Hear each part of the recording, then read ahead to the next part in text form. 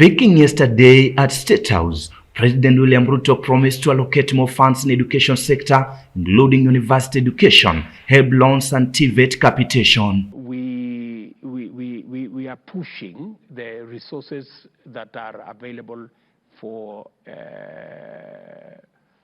Higher Education Loans Board, to 21 billion. Yeah, that will be reflected shortly.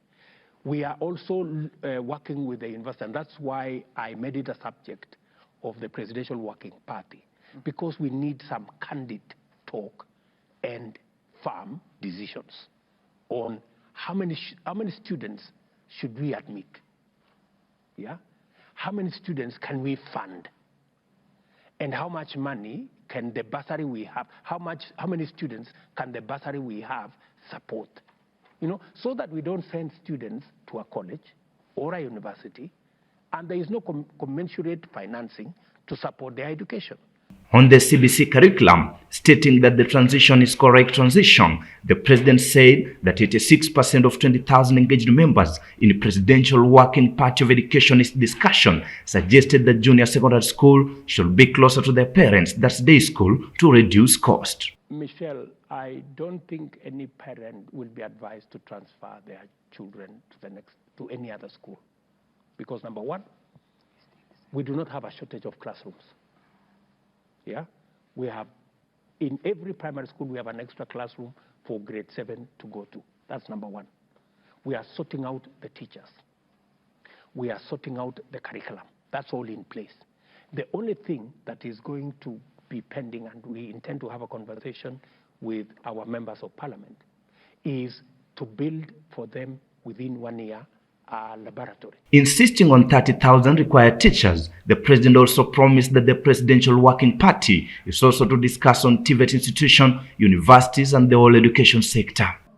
We're going to hire another 2,000 tutors this January to make sure that we are up to date with the skills and competencies that are being taught in our TVET institutions, especially those focusing on engineering, because that's the direction we are going. Basing on specialization, the president also said that TSC will have to identify teachers teaching primary schools that are degree holders to chip in for transition process of junior secondary schools. Of course, the resources will be shared, between the secondary schools that exist at the moment.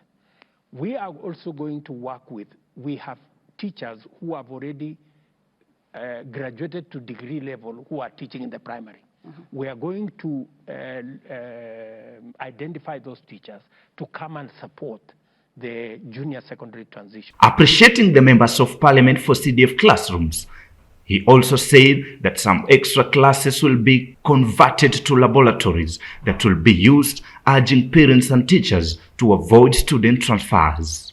86% of 20,000 people that were engaged said they wanted the junior secondary to be near the parents, because many of these children are still young. Their parents need to look after them, to make sure that they are fine, and also it reduces on the cost of education. Emmanuel Wekesa, Tandao TV Kenya.